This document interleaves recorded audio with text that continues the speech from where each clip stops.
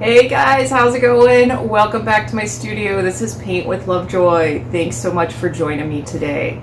If this is your first time here, please hit the subscribe button and check out my other videos on the channel. If this is your third or fourth video that you've checked out, thanks so much for your support, and I'm really glad you're getting creative at home. Really proud of you for doing that as well. So in this video, this is going to be geared towards my beginner painters.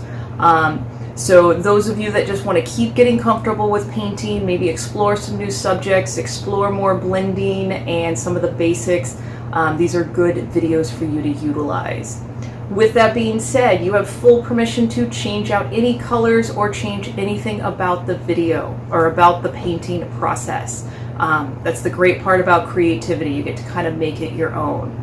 So what you're going to see in the description box below is what I call a link to a supply kit. And in that supply kit are the basic supplies that you need to paint at home. So use what you have at home, but if you need to grab some new stuff or you like what I'm using in the video, you can use that link just kind of as a guide for what you'll get there. Another thing that you're going to see is something that I call a traceable, and there's a link in the description box below for that as well. And a traceable is a way for my first-time and beginner painters to get the initial composition on the canvas before you even start painting. And there is also going to be a link for a video on how to transfer your traceable. So check out both of those and get your initial composition on the canvas and then jump into the process of painting.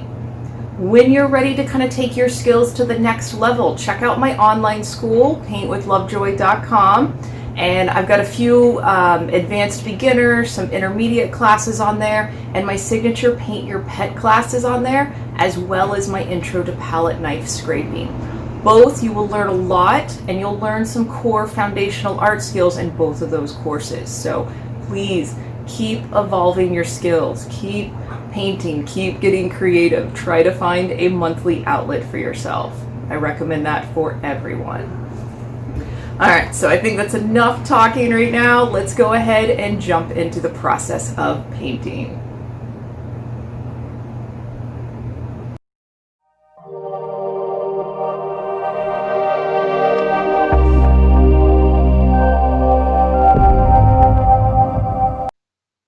Alright guys, it's going to be another fun painting for my first time painters. So grab your supplies, transfer your traceable to your surface, and as always, make sure you take your progress photos. Now what you're going to see on mine is I went over my traceable with a Sharpie marker for those of you at home that are going to pause the video and draw what you see. Those of you using the traceable, you do not have to go over the lines with the black Sharpie marker. I want you to move right into painting. And we're going to start with the sky. So we're actually going to start with that medium flat brush. You can use the large flat brush if you want. And we're going to make a light blue. So we'll pull that white aside. A little bit of blue is going to go a long way in the white. And we actually want to go lighter than what I just put on the plate. There we go. And each one of you will have a slightly different shade of light blue than what I have. And that's totally okay. Now, as we go to apply this, there's 3 different brush strokes to try that I'm demonstrating right now. So try the full width of your brush, sideways, and then even making X marks. With this being a first-time painter video, I want you to just kind of get comfortable with your tools. You're getting comfortable with mixing your paint. You'll get comfortable with kind of making blobs and dash marks today, and even kind of getting comfortable with the pressure of the brush. And with that being said, if you are holding your breath right now, take a deep breath and relax. You're going to turn this canvas into a nice piece of art, and you'll feel pretty satisfied at the end of the process. So just kind of have fun and relax. Now, if you have to mix that shade of light blue 2 or 3 times, don't stress on getting the exact same shade every time. A little variety in your background is to your benefit, and we'll even be adding a few different colors in there. Like you can see a little bit on that right-hand side that I get a little bit darker than I did on the other side of the canvas. Totally okay. Now, if you are painting on a stretched canvas, I do recommend that you carry the color around the tops, the sides, and the bottom. It just looks nice when you hang it on the wall having it wrap around the edge. So here we went with a medium blue, and you can see right where I put it on top of the background, and then with light pressure moved my brush on top of it. And this is called wet on wet blending. because your background is wet and then you introduced a new color. You're kind of basically doing what you did on the plate to mix your color. You just get to kind of do it on your background instead. Now pause the video, take your progress photo, and we're going to move into light teal and kind of do the same thing as we work on that ocean. So we're going to try to build on a lot of your skills today. So we're starting with white, a little bit of teal goes a long way, and we're going to kind of fill in that whole middle section before the cliff. Now, if you kind of stuck with one brush stroke in the sky, maybe try a different brush stroke as you're filling in the ocean, just to kind of get experience with it. And I encourage all my students to paint on a regular basis. So try to find a creative outlet for yourself, at least on a monthly basis, if not weekly, if you're able to do that. It's nice to kind of switch gears in your brain and just kind of get lost in the process of changing a blank surface into a painting or into something that you created. And one of the other things, if you're using student grade paint, which is what I'm using here, I do generally recommend that you apply the paint a little bit thicker than you may be comfortable with, just because that way when we do the wet on wet blending, it'll make it a little bit easier for you. If you happen to be using paint that is drying really quickly, definitely apply your paint a little bit thicker or work in smaller sections. All right, so here's that wet and wet blending again. We took that medium teal, laid it right on top of that light teal, and then you can see where I wiped the excess paint off of my brush. And then we're going to go back with light pressure and blend this darker color into that base light teal. And as you do this, again, play with the pressure of your brush. Observe how the color and the gradient changes as you move this into the lighter color. Notice that the direction of your brush affects the direction of the blending. Your brain's taking in a lot of information as a first-time and beginner painter. So be kind to yourself when you're learning this new skill. And keep those progress pictures, because when you get even more comfortable and even more proud of your work, it's nice to go back and look at these beginning paintings when you were a little more nervous and a little more scared. All right, so I'm actually going to grab a little bit of that medium blue and just put it on the tip of the brush, and right where that horizon line is, we're kind of putting some back there to go a little bit darker. And again, we're going to kind of blend into that darker teal and the light teal. So you saw where I wiped the brush off and then went back again with that light pressure and blend that blue, and it creates kind of a new color, kind of a tealish blue, a little bit darker.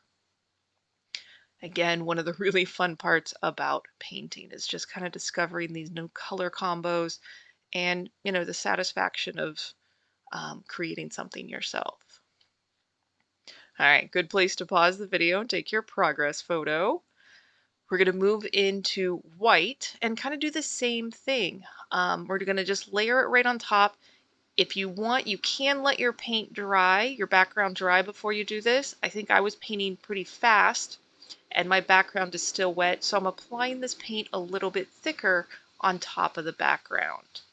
If you wait for your background to dry and then add these clouds, the white will stay a little more opaque white compared to what you might see on the video. We will do a second round on these clouds after the paint's dry. So all you can see is that I'm basically grabbing the white and just kind of using the ends of the bristles and almost like a pointillism style, just making these little overlapping dots, tapping the canvas. Because the background's wet, it's changing a little bit, but you're just getting kind of a nice feel for the paint. Every couple of little taps or dots, go back and grab more paint. Again, so that way you're just applying it a little bit thicker.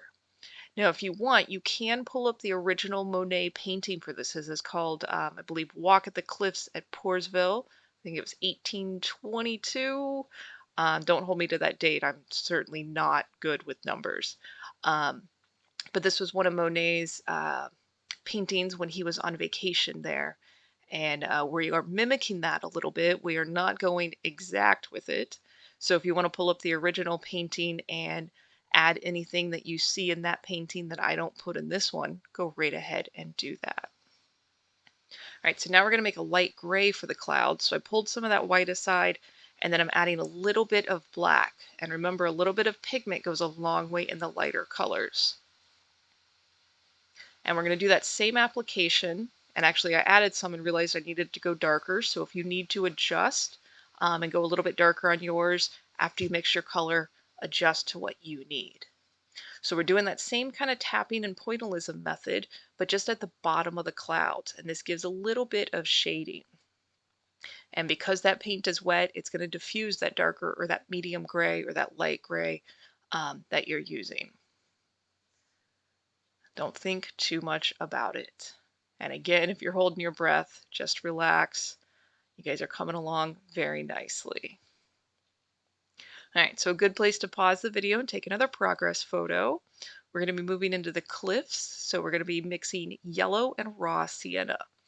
You can go about a 1-to-1 ratio, or if you want it a little lighter, add more yellow to yours. And we're going to kind of put this base color on here, and then we'll be putting dash marks on top of it a little bit later on in the video. Now, because I'm using student grade paint, you will notice where it's a little bit more transparent, to where we can kind of see some of the white of the canvas shining through. You'll be able to see a few places where I applied a little bit thicker. It's got a bit more opaque coverage, but generally this is pretty thin and transparent paint. So when you're using student grade paint, you've got two options: apply it thicker and then let it dry, or apply a couple of coats and or a couple of layers. And we'll be doing that in this painting. We'll get at least 2 layers on here. So moving right along into a yellow and green mixture. I didn't even clean my brush. That's okay.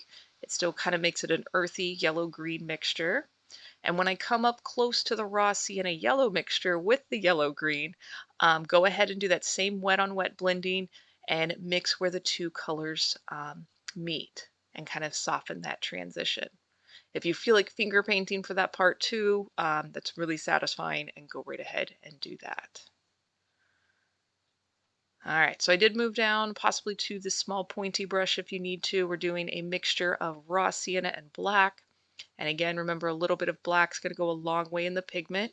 And we're doing this, the rocky part, the shadow part of the cliff. And again, transparent paint. We will be putting a second layer on this later on. All right, good place to pause the video and take your progress photo. We are at what they call the underpainting. And now moving back into the white, and those clouds are pretty dry. So you'll notice every couple of brush strokes or couple little dots, I'll go back and grab more paint. This is going to be what we call the highlight area on the clouds. This is going to be a bit more opaque and thicker white. And if it's kind of hard to see that up close, prop your painting up, get out of your chair, and look at your painting from a distance of 5 to 10 feet away. And that illusion will be a little bit more apparent from that distance. All right, so still on the white, and as we move into the ocean, these are kind of the waves or the white caps of the ocean. I am using that middle flat brush. You can use your pointy brush, and I'm using just the tip of it to make these kind of little squiggly lines, again, giving the illusion that we've got these waves breaking and the white caps on the water.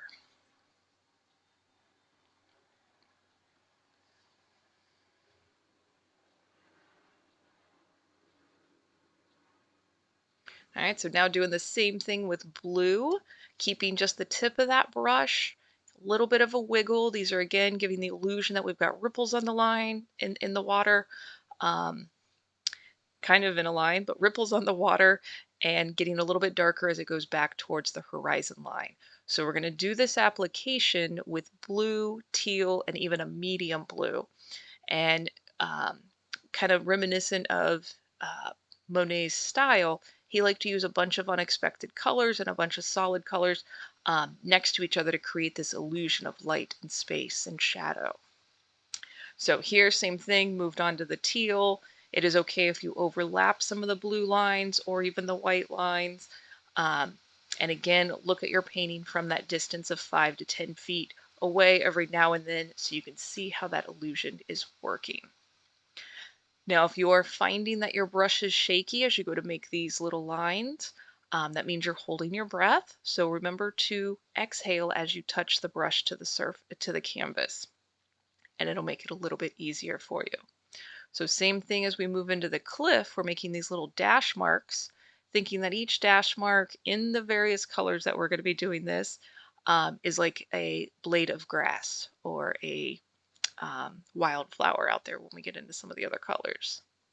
So with this, you are again playing with the pressure of your brush, just trying to use the last 2 millimeters of the brush to make these little dash marks, and get comfortable with holding the brush and making this type of pressure. All right, so going on to medium blue, and that was white with a little bit of blue, darker than what you used for the sky. And going back to the water, doing the same thing, kind of mimicking the lines.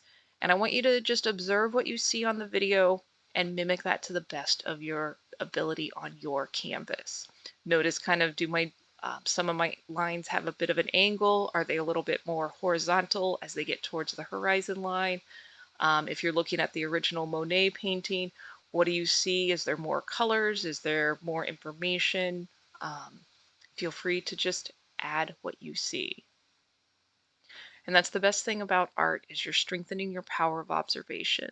And this is a good life skill to strengthen and utilize in many aspects of your life. All right, so keeping with the same thing, we're clean the brush, moved over to the yellow-green mixture again, making those dash marks. And this is a point where you can actually let your painting dry, come back to it, add some dash marks, let it dry, come back and add some more. You can kind of go back and forth with this process as much as you like.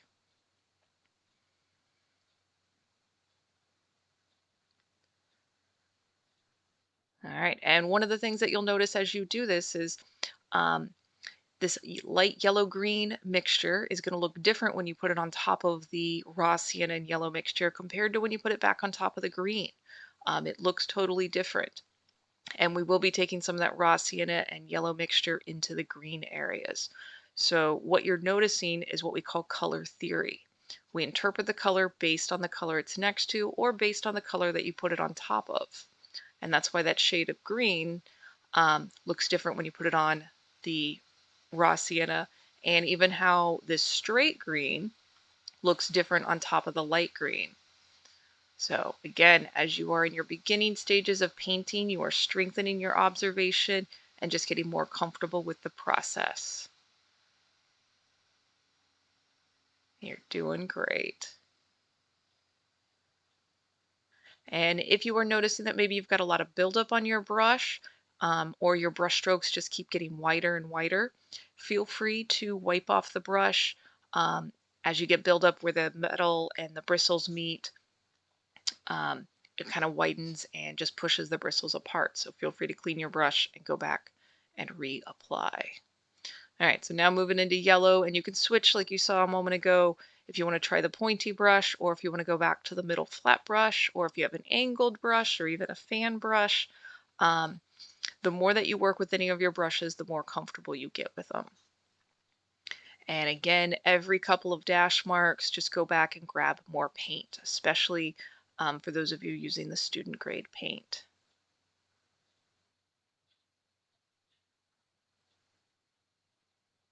All right, going back to the yellow and raw sienna, about equal parts, but if you want to go a little bit lighter, a little bit darker, go right ahead. And same thing, just overlapping all these dash marks, overlapping them into the green areas. There's a hint of a couple of figures on there. We will get into that a little bit later. But the nice thing about impressionistic painting is literally it's just kind of chunks of color next to each other. But when you look at it from that distance, you're like, oh, it's a cliff. There's people standing there. And that's the nice thing about impressionistic painting for my beginner and first time painters. You don't have to do it exact to kind of get the feel for the scene that you are trying to emulate. So that's what makes it very approachable and great for my first timers. All right, so going back to that pointy brush, the raw sienna with a little bit of black, we're going to go back onto that inner part of the cliff, the rocky part, and just apply that second layer. And again, notice how much more opaque it looks. Usually it looks a little bit better with the second layer of the student grade paint. So we're filling in that space. Then we're actually going to grab a little bit of black and do some shadow. And just like we did the wet on wet blending, we're just going to kind of slap that black on there, blend it in a little bit, and again, just give the illusion that this is the edge, the open face of the cliff.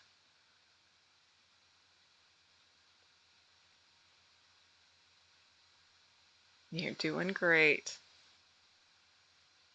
And in the beginning stages, it's more important about the process of painting. Just go through the process rather than having a perfect outcome. You're going to be learning so much in your first, dozen paintings and more. So just kind of get through it and get on to the next one. And then before you know it, it's going to be even easier than it is right now. All right, so that was the raw sienna with a little bit of black mixture. I hung out a little bit closer on the raw sienna side, not too dark, but again, doing this with that darker color, it gives us a bit of contrast. So notice how it looks a little different on top of the raw sienna compared to on top of the green. I like the contrast this gives on the lighter raw sienna. And again, you can switch back and forth between the flat brush or the pointy brush or any other specialty brushes you want to give a try to.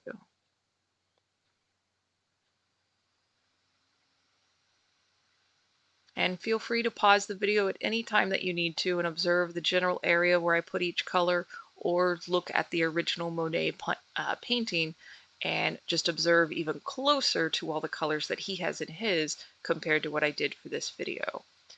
With this being a first time painter video, I tried to just simplify it and get you comfortable with the beginning stages of painting. I tell all my students that we're only limited by our own imagination. So if you enjoy the process of painting, keep exploring more. If you don't really like painting, please explore other creative outlets. It's really important to have it. Get into music, get into dance, theater, maybe a different form of fine art. Maybe try markers or colored pencils or even oil paint. But we need more chilled out, relaxed people, and creativity is a great avenue and a healthy avenue for people to get there. So I don't think I'll ever stop encouraging people to get creative. All right, so going back into blue, a bit more of a darker contrast. I really like using that middle flat brush. And I kind of have the habit of, once I grab one brush, I kind of stick with that for the majority of the painting.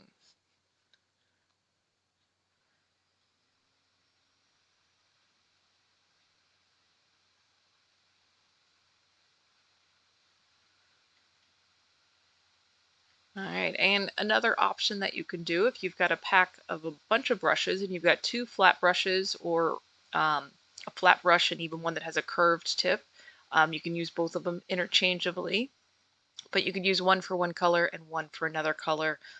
Maybe even try using your other hand, see what's comfortable. But feel free to experiment and just try different things. If you need to turn the canvas upside down because it's easier to make a brush stroke in that direction, go ahead and turn it upside down, turn it sideways. There's really no limitation on art, what you can do. This is just a general guideline, but it is up to you to just kind of find what works for you. So here, going back into the water with that yellow and raw sienna mixture, and this one I had more yellow in it. And we're imagining that we can see maybe a little bit of that sandy shore underneath the water out there. So we're going back to those kind of wiggly lines and just giving the illusion that we can see through the water. All right, and then pause that video, let your paint dry before you move into this step. And on the original, it looked like there was a bunch of sailboats out there, and we're literally just making triangles. On the original, there was not crazy amounts of detail for this, just a hint that there was a bunch of sailboats out on the water. So again, you're just making tiny little triangles. They do not have to be perfect. If you want one right triangle for the left sail and another right triangle for the right sail, feel free to do that, or just one giant triangle for the whole sail and mast. And again, that kind of the spacing, if it's a little bit different than what I have in the video, that's okay. And we're going to start giving the illusion that we have two people standing on the cliff edge, and we're not doing exact detail, just giving the hint that we've got two people standing there. If you do not want to add this to yours, you do not have to. So we did go back to that light gray that we used earlier, white with a touch of black, and kind of just a little curved rectangle to where it is overlapping the cliff and that edge of that water, and then another rectangle to the left of it, kind of the base of the body. And then grabbing just a little bit of white right on top of it, and on the right hand side giving a little hint of a highlight. Again, these are just blobs. Don't think of them as people or anything specific. We're just going to get through the process of creating this illusion.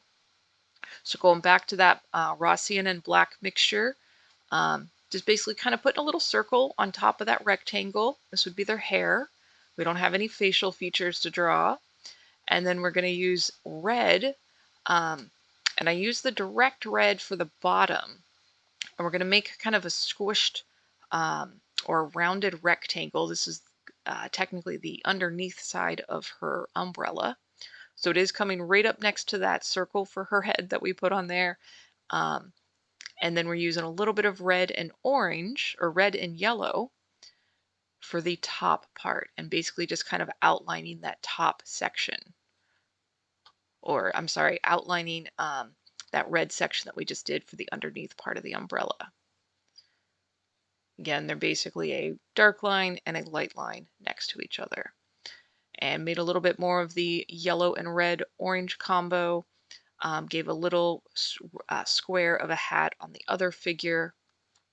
Again, not exact, but as you step away from the painting, it just gives a hint that we've got potentially two people standing here looking out at the sailboats.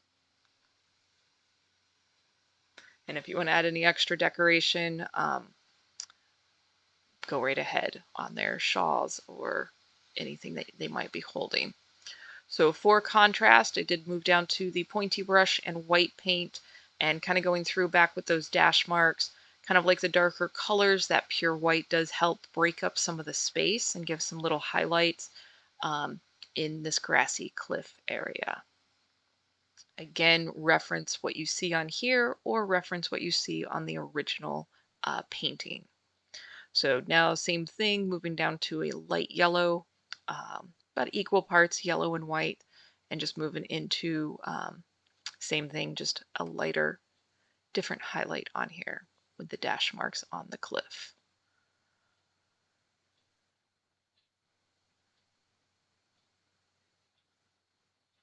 And again, every 2 or 3 brush strokes, just grab more paint, go back in, and remember to look at your painting from that distance of 5 to 10 feet away. And just start asking yourself or assessing, what do you notice when you're up close? What do you notice when you're further away? This is part of your kind of creative exploration conversation that you're going to have in your head every time that you paint. And I'm really proud of you for painting. This was quite a bit to tackle for a first-time painter, but it's good to just kind of get it out of the way and move on to another painting and just keep building your skills.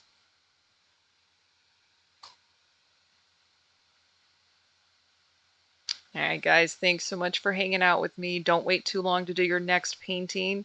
And until then, cheers.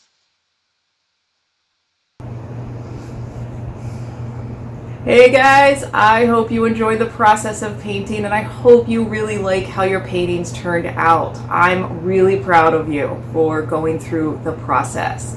As you're uploading these to social media, please tag me at or hashtag paintwithlovejoy, and definitely email me your photos, paintwithlovejoy@gmail.com. Share this with your community. When I post your photos on social media, it encourages so many other people that are scared to paint. It encourages them to give it a try. So you are really important in helping other people tap into their own creativity. So please share with your community.